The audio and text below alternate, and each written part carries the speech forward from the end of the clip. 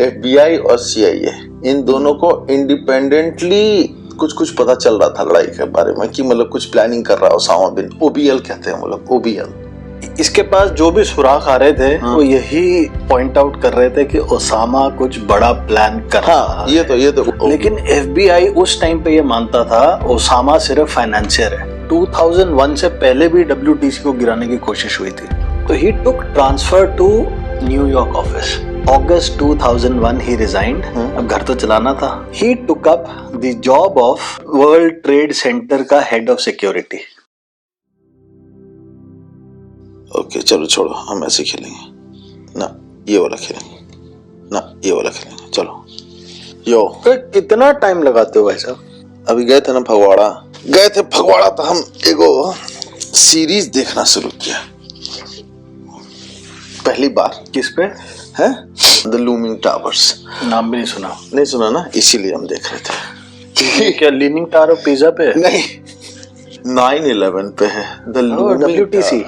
The looming towers. उसमें basically कथा उसकी ये है कि FBI और CIA इन दोनों को इंडिपेंडेंटली कुछ पता चल रहा था लड़ाई के बारे में कि मतलब कुछ प्लानिंग कर रहा है ओसामा बिन, OBL कहते हैं वो लोग, OBL, ओसामा बिन लादेन। उसके बारे में उनको पता चल रहा था। लेकिन जैसा हिंदुस्तान है वैसा ही अमेरिका भी है, वैसे सारी सोसाइटी। हाँ, वहां पे भी वो ईगो क्लैशेस हो गई थी दोनों बॉसेस के बीच में।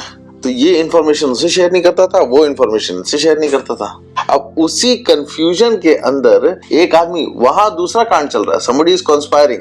यहाँ पे एक दूसरे को काट रहे हैं कि यार उसको निकालो यहाँ से, इसको हम इन्फॉर्मेशन शेयर नहीं करेंगे। फिर वो कॉन्डोलीजा राइस के साथ किसने सेटिंग कर ली तो उसको इन्फॉर्मेशन नहीं देना है। मतलब वो बेसिकली एक अच्छा, तो आपको पता है 2001 से पहले भी WTC को गिराने की कोशिश हुई थी? नहीं, ये तो नहीं मालूम। 1993 में अंडरग्राउंड पार्किंग में राइट बॉम्ब ब्लास्ट होता। राइट एक ना इनके यहाँ एक एजेंट था, चीफ ऑफ काउंटर टेररिज्म एक बंदा था, his name was John O'Neill. Alex station, मुझे उसका नाम एलेक्स स्टेशन था, जिसका कि वो था ना जॉन ओनील वो FBI का था वो, सॉरी। हाँ, तो ये FBI का है, जॉन ओनील FBI का था। राइट। और इसकी स्टोरी ये है कि he was posted to Washington in 1993 में बॉम्ब ब्लास्ट हुआ। 1995 में he was shifted to Washington FBI and he investigated and इसने वो बंदा अरेस्ट करा, रियाज, ये पता नहीं उसका क्या नाम था।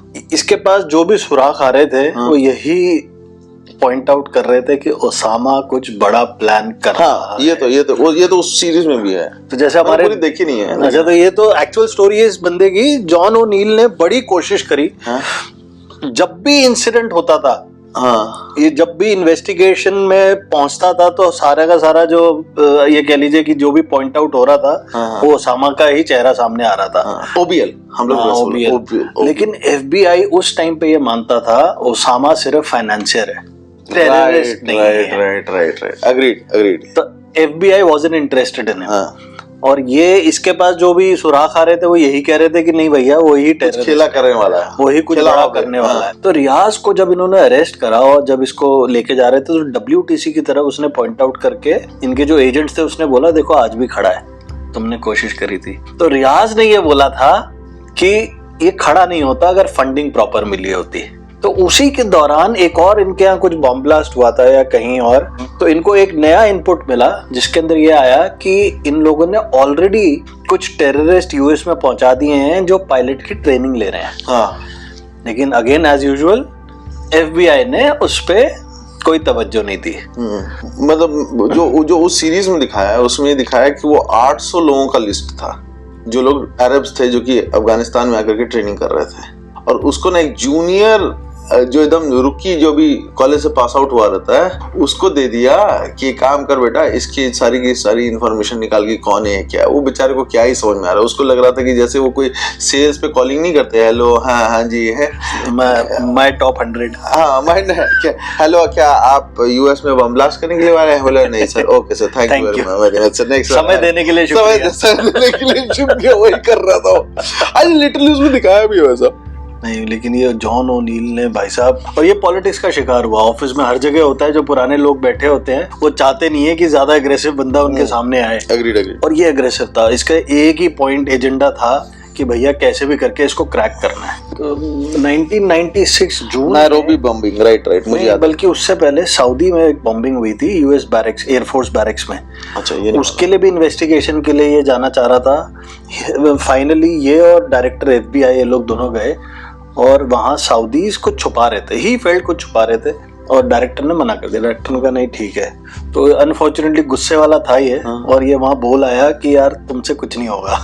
डायरेक्टर को ही सुना आया। उसके बाद वो ट्विन बॉम्बिंग्स हुई थी जिम्बाब्वे और कहीं और यूएस एम्बेसीज में। वहां पे भी सेम घटना चक्र हुआ कि इसको जाने को पहले तो मना कर दिया कि भाई तू मत जा, किसी और को भेजेंगे, कोई और टीम भेजेंगे। होता है ना कोई फेवरेट भेजा जाता है फिर तो इन्वेस्टिगेशन के लिए। तो उसकी इन्वेस्टिगेशन के दौरान दे फाउंड आउट कि येमेन में कोई टेलीफोन एक्सचेंज अनलॉफुली ऑपरेट हो रहा है, जहां से इनका कम्युनिकेशन चल रहा है अलकायदा का।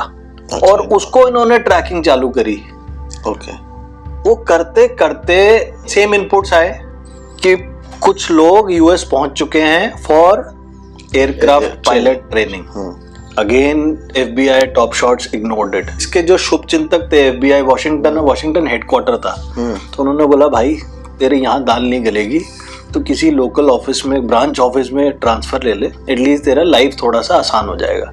तो he took transfer to New York office. Oh shit, twin tower के अंदर? वहां पे नहीं, तो अंदर नहीं, वहां न्यूयॉर्क में इनका ऑफिस था FBI का, वहां इसने ट्रांसफर लिया। इसको काम वही था कि भाई कैसे भी करके ओसामा को ट्रैक करना है। करते करते और 2-4 इंसिडेंट्स हुए हैं जो यूएस के, जैसे एक वो यूएस कोल का एक्सप्लोजन था, अगेन उसमें भी वही आया कि भाई ओसामा या अलकायदा ही पीछे है। इवेंचुअली ये अपना, ऑब्वियसली हर कोई प्रमोशन चाहता है, so he was trying to become the head of New York office, कि एटलीस्ट वहां का तो सारा का सारा इसको मिल जाए। लेकिन ऊपर वालों ने इसके खिलाफ कोई इन्वेस्टिगेशन खोल दी। इन्वेस्टिगेशन के दौरान 2 इसके ऊपर था। एक था कि ये कभी लेट हो रहा था, इसकी गाड़ी खराब हो गई, तो ये ऑफिस की गाड़ी लेके निकल गया। एक ये इल्जाम था। एक और कुछ था। Unfortunately during the course of investigation एक और इसके साथ इंसिडेंट हुआ। ये किसी होटल, 5 स्टार होटल में FBI के जितने भी एजेंट्स थे उनकी एक कॉन्फ्रेंस चल रही थी, वहां गया हुआ था।